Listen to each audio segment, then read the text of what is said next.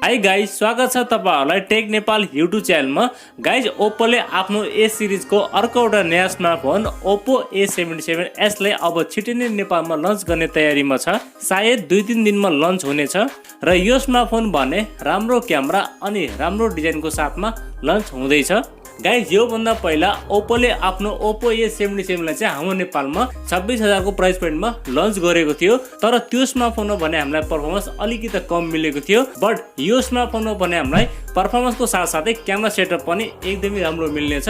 So आजको भिडियोमा हामीहरू ओप्पो A77S स्मार्टफोनको बारेमा कुरा गर्नेछौँ। यो स्मार्टफोनका स्पेसिफिकेसन तथा यो स्मार्टफोनमा हामीलाई के कस्ता फिचरहरू मिल्छ, साथै हाम्रो नेपालमा के कति प्राइस पोइन्टमा आउनेछ र कुन भेरिएन्ट लन्च हुनेछ, सबै चिजको बारेमा आज तपाईहरुलाई यसै भिडियोमा जानकारी दिनेछु। त्यसैले भिडियोलाई एकछिन पनि स्किप नगरी अन्त्यसम्म हेरी सबै जानकारी लिनु होला। र अब चाहिँ तपाईहरुको टाइम वेस्ट नगरी सुरु गरौँ आजको भिडियो। सबैभन्दा पहिला हामी यो स्मार्टफोनको बिल्ड क्वालिटी अनि डिजाइनदेखि कुरा गर्नेछौँ। बिल्ड क्वालिटीको बारेमा कुरा गर्नु पर्दा यो स्मार्टफोन भने प्लास्टिक बिल्डको साथमा आउनेछ। फ्रेम पनि प्लास्टिकको रहेको छ र अगाडिपट्टि भने यसमा हामीलाई ग्लासको प्रोटेक्सन मिल्छ।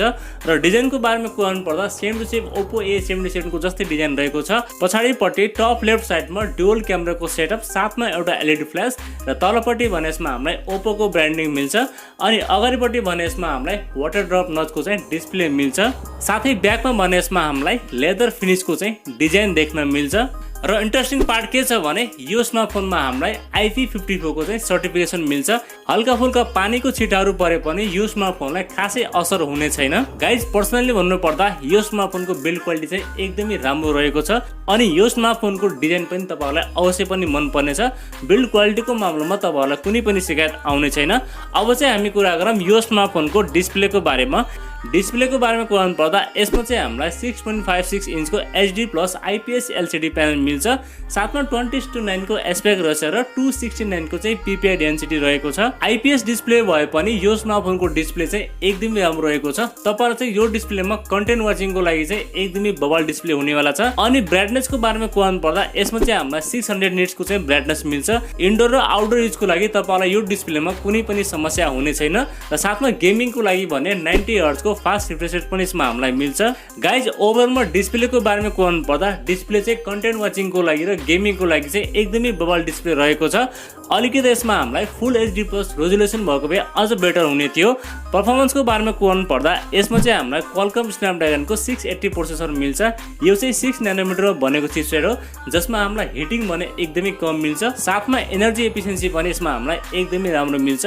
र CPU पर्फर्मेन्सको बारेमा कुरा गर्नु पर्दा यसमा हामीलाई 2.4 GHz को 4वटा क्राइरोस 265 गोल्ड अनि अर्को भने 1.9 GHz को 4वटा क्राइरो 265 सिल्भर CPU रहेको छ, जसमा हामीलाई डे टु डे पर्फर्मेन्स भने एकदमै सलिड मिल्छ। अनि गेमिङ पनि यसमा तपाईहरुले मिडियम सेटिङमा चाहिँ एकदमै स्मुथ खेल्न सक्नुहुनेछ। गेमिङको मामलामा तपाईहरुलाई कुनै पनि शिकायत आउने छैन। र्याम र स्टोरेजको बारेमा कुरा गर्नु पर्दा यसमा चाहिँ हामीलाई LPDDR4H को र्याम टाइप र UFS 2.2 को चाहिँ स्टोरेज टाइप मिल्छ, जसमा हामीलाई रिड एन्ड राइट पनि एकदमै राम्रो मिल्छ। अनि गेमिङ ग्राफिक्सको बारेमा कुरा गर्नु पर्दा यसमा चाहिँ हामीलाई Adreno 610 को चाहिँ GPU मिल्छ, जसमा हामीलाई गेमिङ ग्राफिक्स पनि एकदमै राम्रो मिल्छ। सफ्टवेयरको बारेमा कुरा गर्नु पर्दा यसमा चाहिँ हामीलाई लेटेस्ट Android 12 मिल्छ आउट अफ द बक्स र यो चाहिँ रन गर्नेछ कलर OS 12.1 मा रन गर्नेछ। सफ्टवेयर एक्सपिरियन्स पनि यसमा हामीलाई एकदमै राम्रो मिल्छ। क्यामेराको बारेमा कुरा गर्नु पर्दा यसमा चाहिँ हामीलाई 50 मेगापिक्सल को प्राइमेरी सेन्सर र 2 मेगापिक्सल को चाहिँ डेप्थ सेन्सर मिल्छ। र सेल्फी क्यामेरा भने यसमा हामीलाई 8 मेगापिक्सल को चाहिँ सेल्फी क्यामेरा सेन्सर रहेको छ। र भिडियो रेकर्डिङको बारेमा कुरा गर्नु पर्दा तपाईहरुले यिनी दुईवटा क्यामेराले 1080 को चाहिँ 30 fps सम्म भिडियो सुट गर्न सक्नुहुनेछ। अलिकति तपाईहरुलाई यहाँनिर चाहिँ भिडियो रेकर्डिङमा डिस्टर्ब गर्न सक्छ, किनभने यसमा हामीलाई 2K या 4K भिडियो रेकर्डिङ अप्सन दिएको भए अझ बेटर हुने थियो। ओभरअलमा यो स्मार्टफोनको क्यामेराको बारेमा कुरा गर्नु पर्दा यो स्मार्टफोनको क्यामेरा सेटअप चाहिँ ठिकठाकै रहेको छ। ब्याट्रीको बारेमा कुरा गर्नु पर्दा यसमा हामीलाई 5000 mAh को ब्याट्री मिल्छ, जसलाई चार्ज गर्नको लागि 33 वाटको चार्जर तपाईले बक्स पाउनुहुनेछ। साथै ब्याट्री ब्याकअप भने यसमा हामीलाई 2 दिनको चाहिँ मजाले दिनेछ। प्राइभेसी एन्ड सेन्सरहरुको बारेमा कुरा गर्नु पर्दा यसमा चाहिँ हामीलाई साइड फिंगरप्रिन्ट सेन्सर मिल्छ, फेस अनलक पनि मिल्छ, चार्जिङको लागि टाइप सी पोर्ट, साथमा 3.5mm ज्याक पनि रहेको छ। अनि स्पिकरको बारेमा कुरा गर्नु पर्दा यसमा चाहिँ हामीलाई ड्युअल स्टेरियो स्पिकर पनि दिएको छ र बाँकी अन्य सबै बेसिक सेन्सरहरु पनि यसमा तपाईले पाउनुहुन्छ। सेन्सरको मामलामा तपाईहरुलाई कुनै पनि शिकायत आउने छैन।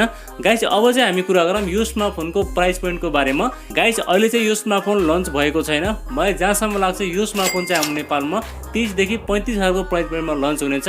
यदि यो स्मार्टफोन अन्डर 30 हजारको प्राइस पॉइन्टमा लन्च हुन्छ भने त एकदमै राम्रो अप्सन हुनेवाला छ। अदरवाइज यो स्मार्टफोन 30 देखि माथिसम्म जान्छ भने म चाहिँ तपाईलाई यो स्मार्टफोन रिकमेन्ड गर्दैन। लौ त साथीहरु, यति नै थियो स्मार्टफोनको बारेमा। तपाईलाई चाहिँ यो स्मार्टफोनको स्पेसिफिकेसन कस्तो लाग्यो मलाई कमेन्ट गर्नु होला र आफ्नो राय पनि मलाई कमेन्ट गर्नु होला। भिडियो मन परेमा एउटा लाइक पनि गरिदिनु होला र यदि नयाँ साथीभाइहरुले हाम्रो च्यानल पहिलोपल्ट हेर्दै हुन्छ भने प्लिज हाम्रो च्यानल सब्स्क्राइब गरेर राख्नु होला। अर्को भिडियोमा भेट्ने बाचा गर्दै आजलाई बिदा लिन्छु। हवस्, धन्यवाद। जय नेपाल।